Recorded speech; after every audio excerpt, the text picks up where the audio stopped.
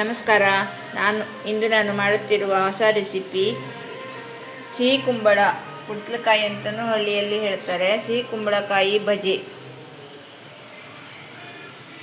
ಸಿಹಿ ಕುಂಬಳ ಬಜೆ ಮಾಡಲು ಬೇಕಾಗುವ ಸಾಮಗ್ರಿಗಳು: ಸಿಹಿ ಕುಂಬಳ ಹೆಚ್ಚಿಕೊಂಡಿದ್ದು, ಕಡಲೆ ಹಿಟ್ಟು, ಅಕ್ಕಿ ಹಿಟ್ಟು, ಜೀರಿಗೆ, ಮೆಣಸು, ಮೆಣಸಿನ ಹಿಟ್ಟು, ಉಪ್ಪು, ಇಂಗು ಮತ್ತು ಕರಿಯಲು ಎಣ್ಣೆ, ನೀರು. ಈಗ ಮಾಡುವ ವಿಧಾನವನ್ನು ತೋರಿಸುತ್ತೇನೆ. ಮೊದಲು ಒಂದು ಬೌಲಿಗೆ ಸ್ವಲ್ಪ ನೀರನ್ನು ಹಾಕಿ ಅದಕ್ಕೆ ಸಣ್ಣ ಹಿಂಗನ್ನು ಹಾಕಿ ಹಿಂಗನ್ನು ಕರಗಿಸಿಕೊಳ್ಳಬೇಕು.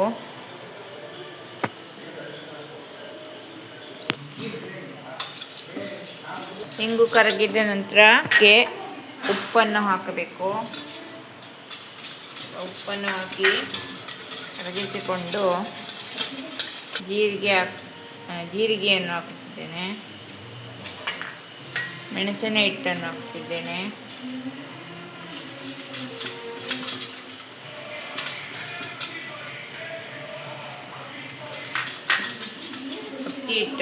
ಅಕ್ಕಿ ಹಿಟ್ಟನ್ನು ಹಾಕುತ್ತಿದ್ದೇನೆ. ಅಕ್ಕಿ ಹಿಟ್ಟು 4 ಸ್ಪೂನು, ಕಡಲೆ ಹಿಟ್ಟು 1 ಬೌಲು,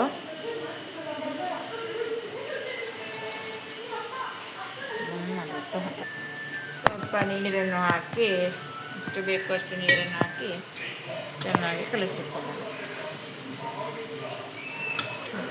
ಸ್ವಲ್ಪ ಲಿಂಬೆ ರಸವನ್ನು ಹಾಕಿದ್ದೇನೆ.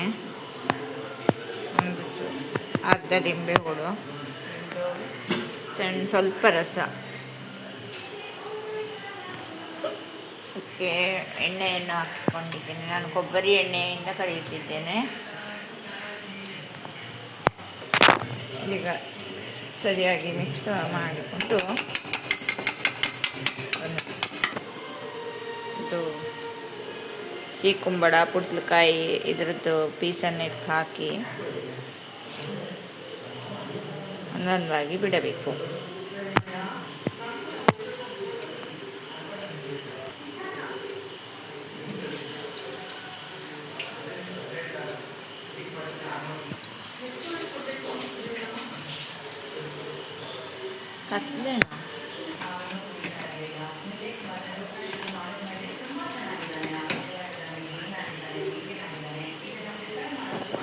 ನೋಡಿ, ಎಷ್ಟು ಬೆಂದರೆ ಸಾಕು.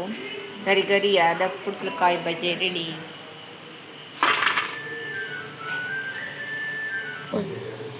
ನೋಡಿ, ಸಿಹಿ ಕುಂಬಳಕಾಯಿ ಬಜೆ ಎಷ್ಟು ರುಚಿಕರವಾಗಿದೆ.